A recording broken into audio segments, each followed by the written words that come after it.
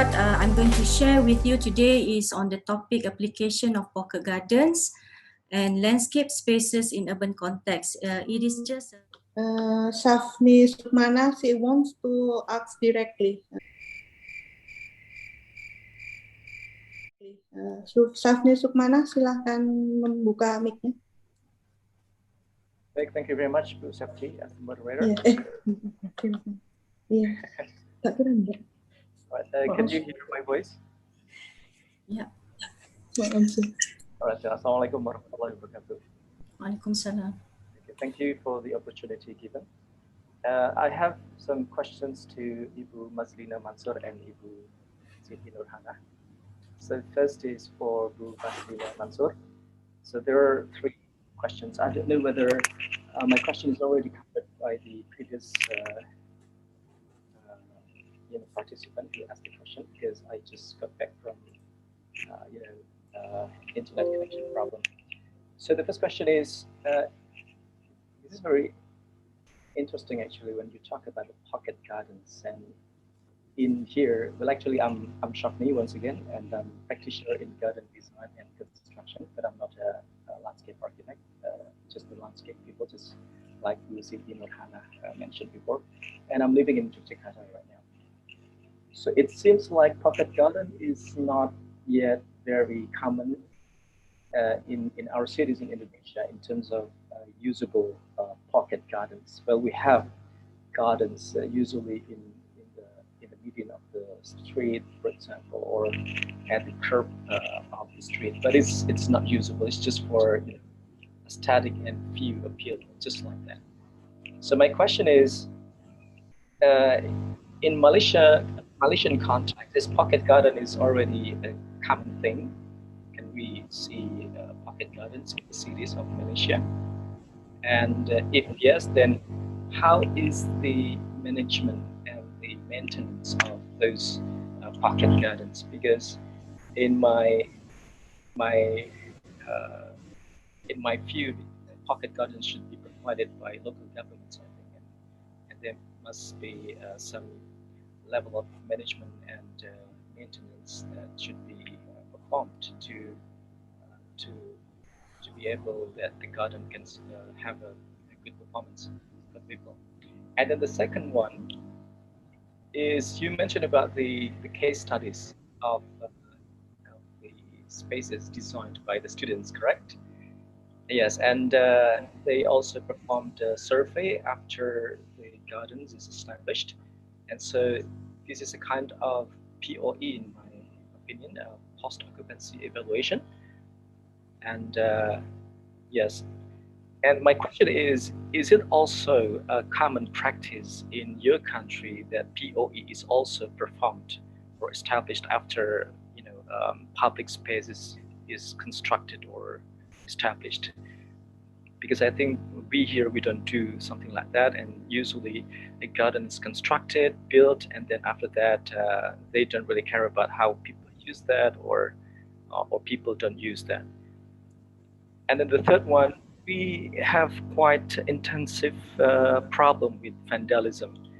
Do you also have the same problem with vandalism? If not, then how the Malaysian government or local government there handle the vandalism problem? So that's for Ibu Mazlina Mansur.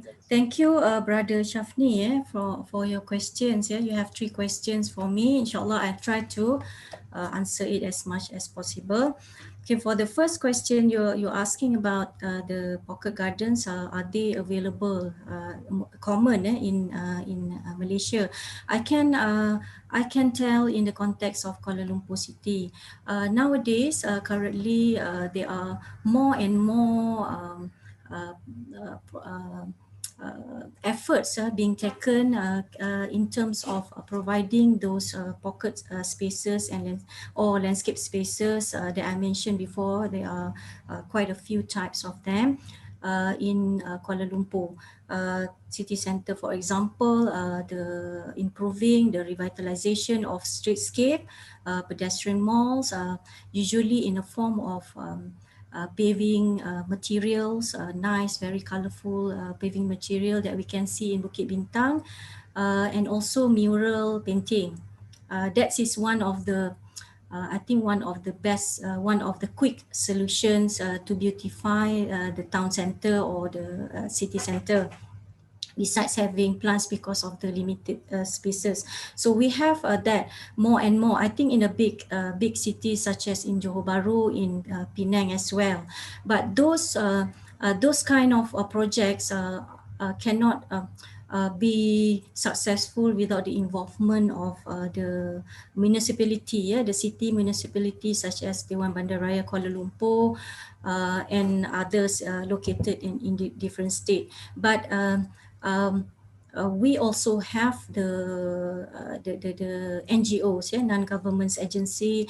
If they are very active, then they are helping in giving ideas, and then proposing it to DBKL so that they can work together. That's why one of the most active organizations in our country is Think City. They involve a lot um, in projects focusing on placemaking in urban areas. For example, in Kuala Lumpur, they concentrated in 3 areas: Kuala Lumpur, Penang, and Johor Bahru, if I'm not mistaken, and Malacca, four areas. So they did a lot of efforts in providing, giving awareness to the public about the importance of these small spaces. And I think there is more and more of those public spaces, small public spaces appearing in the city in Malaysia. On the issue of maintenance and management, of course, that will become the hardest issue anywhere, and that takes a lot of responsibility. Usually the people who are managing it are the municipality.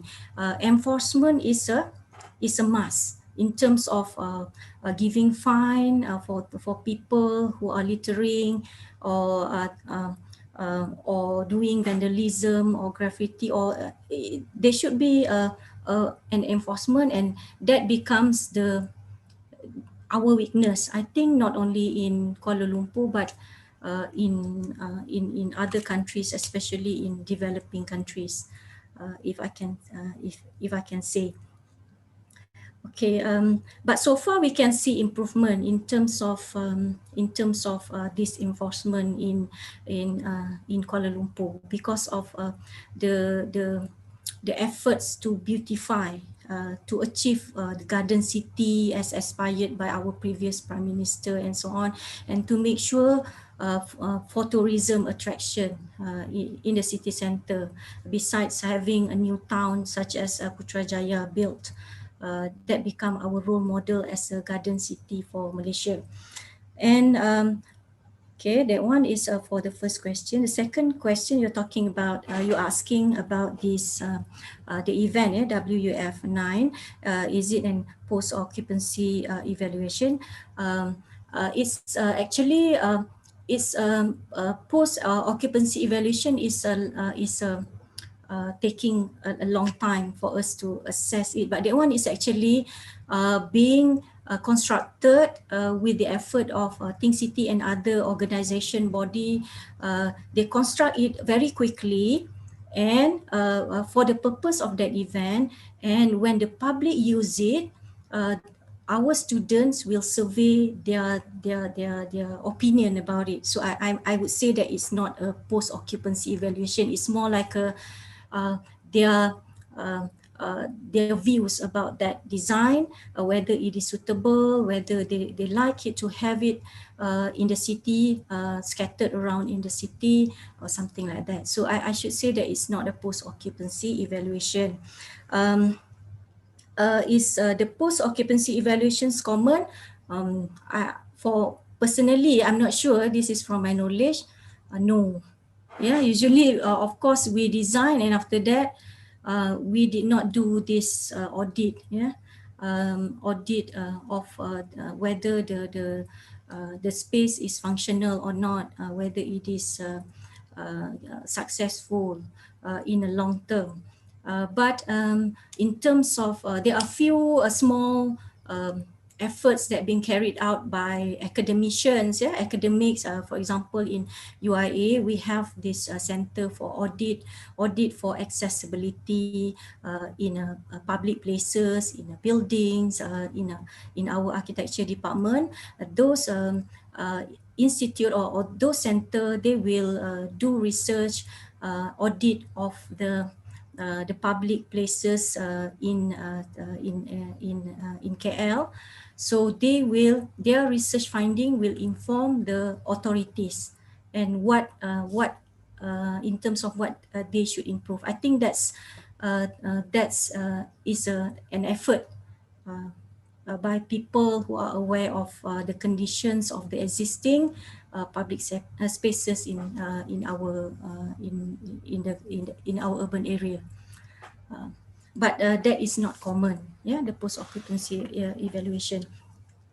Okay, on the third question, I was talking about vandalism. Yeah, sure. Vandalism happens all the time.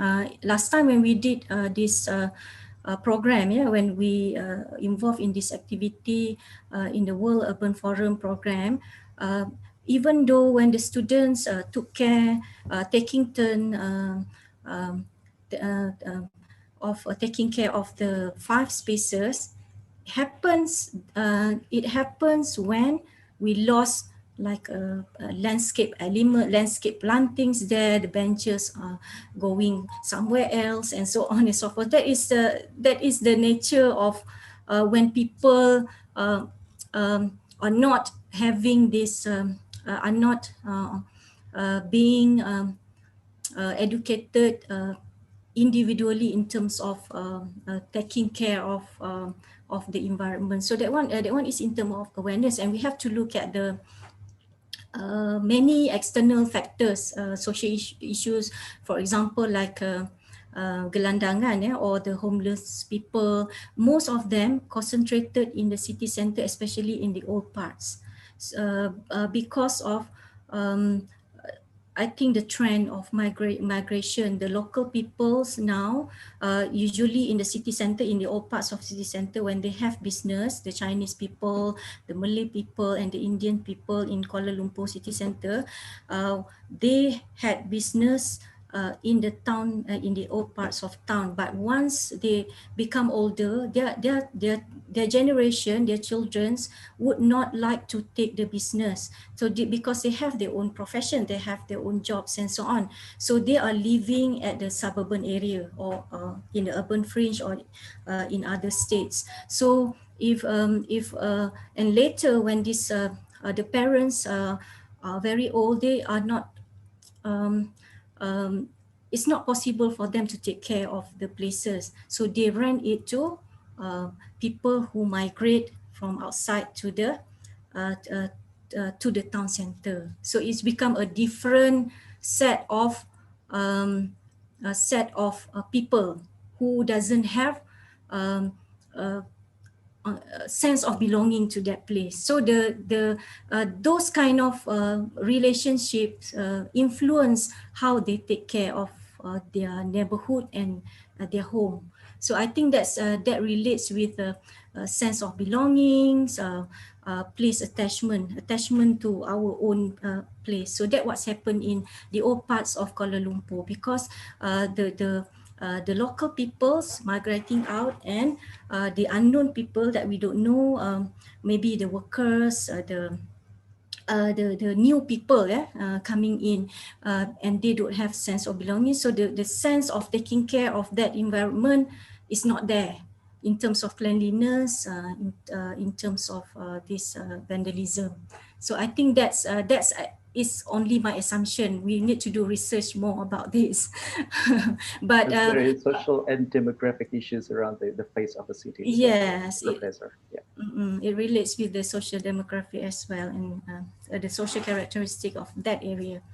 I think the most important thing about this issue on vandalism and so on is about the eye on the street, and the sense of belongings. People surveillance on the street. If we have more people using the space, meaning that more people would unlikely to do bad things to the space, right? I hope it it answers your questions. Yes, thank you very much. Thank you very much, Brother Shafni.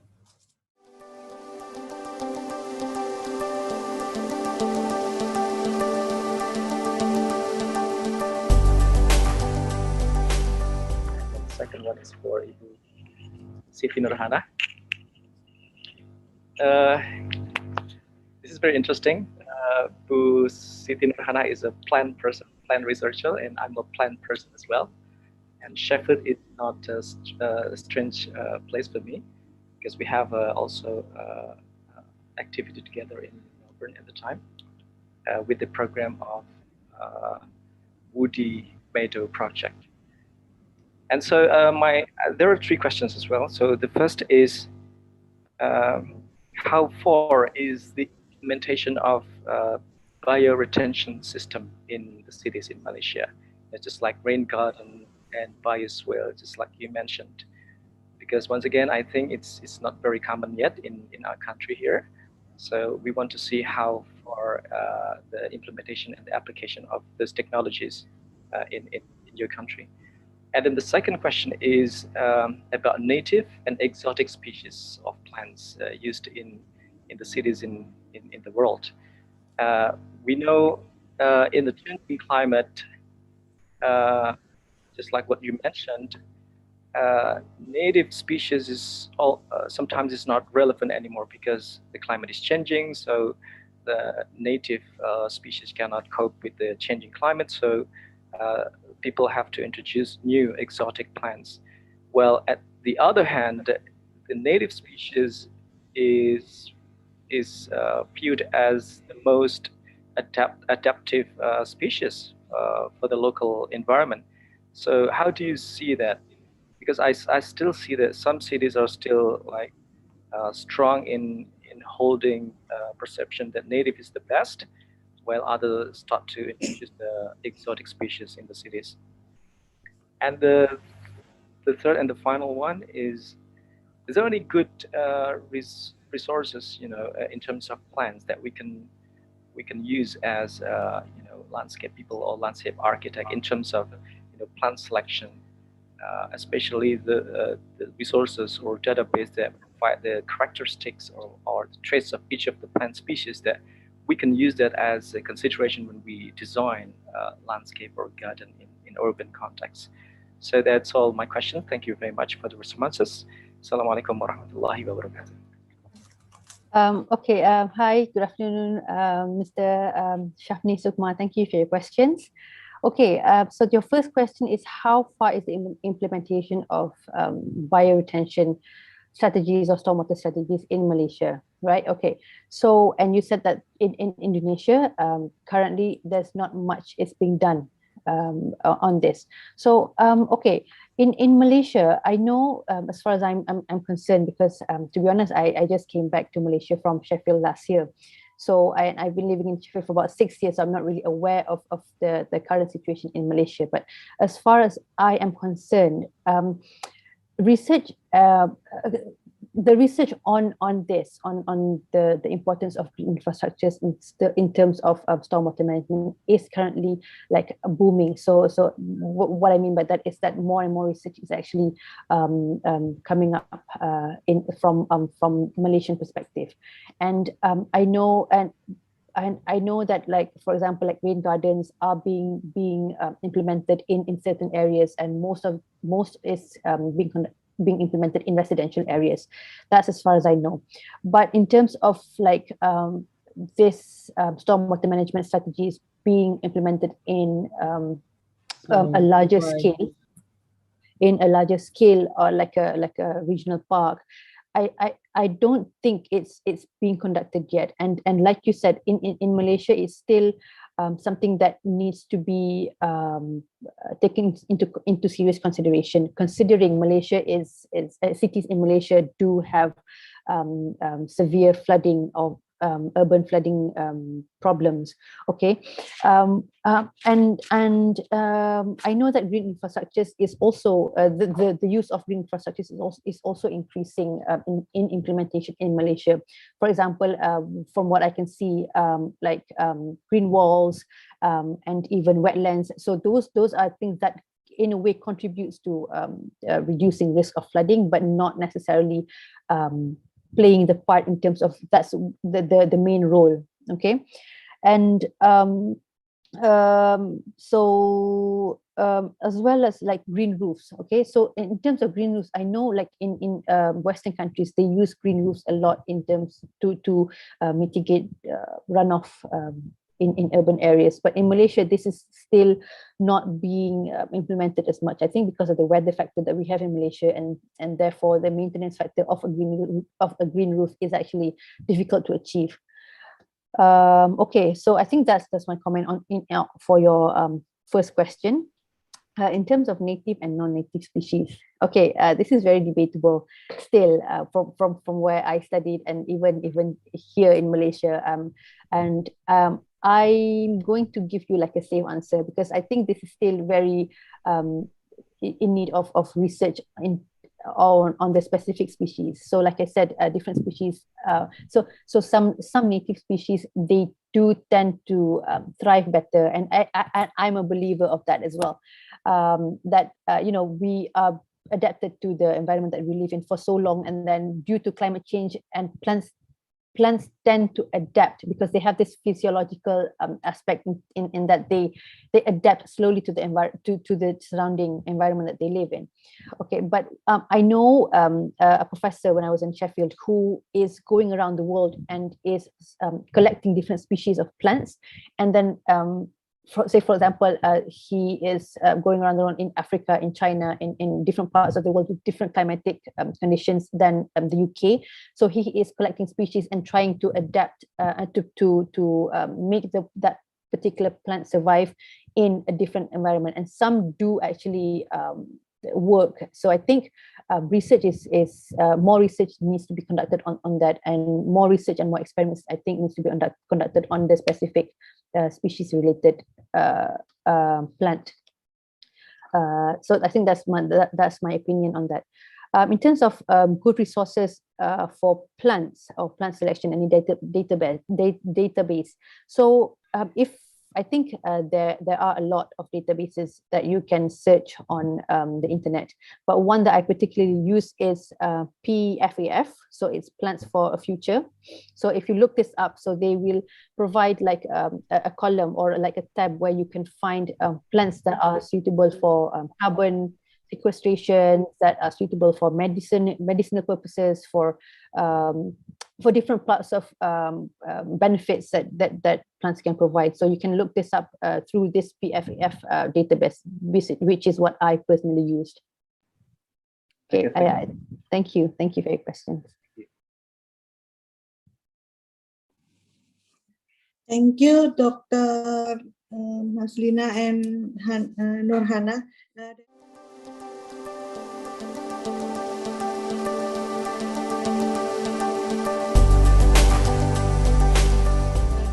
There is one last question directed to Hana Ismail from Mr. Safni Sukmana again. Mr. Safni Sukmana, please, you can answer. Right, thank you for the second opportunity. So this is going to be a very quick question to Dr. Hanaya. So you mentioned some species in your research, and those are subtropical species, right? So like Hosta and Brigania and Dianthus and things like that. For the stormwater management, urban stormwater management, is there any species that you would suggest in tropical countries to be planted in the stormwater management scenario? If you don't have any strong, science-based species, then probably you can mention your own favorite plant that maybe I can also adopt that here in Yogyakarta. Thank you. Because I'm really concerned in stormwater management design as well, as a designer and as a practitioner. Mm-hmm. Thank you so much. I'm sorry, I don't think I have a specific recommendation, but I can give you some just like I would say a home tip, because based on my observation, if you choose like broad-leafed plants, they are usually really hard to care for. Okay, and they tend to be less resilient. So like I said, like I mentioned before, because in tropical climate regions, we are blessed with very, very beautiful broadleaf plants, which actually gives beautiful what do you say, aesthetical values. But in terms of caring for those type of species, it's actually harder compared to plants that are I wouldn't say non-native, but not broadleaf species. So I don't, I'm sorry about this, but I don't have like a specific recommendation or like a favorite plant to provide to you. But I think it depends on the care of the plants. It's like I said, like broadleaf plants is actually very hard to care for. It needs to be in the sun and out of the sun. So it's like species based. It's very species specific. So I think that would be. I mean, I'm sorry, I don't have a recommendation for you. Yeah, that's all right. Thank you. So probably we have to look at the grass family plants, probably, because like in Australia, Lomandra longifolia is like the killer plant for any rain gardens.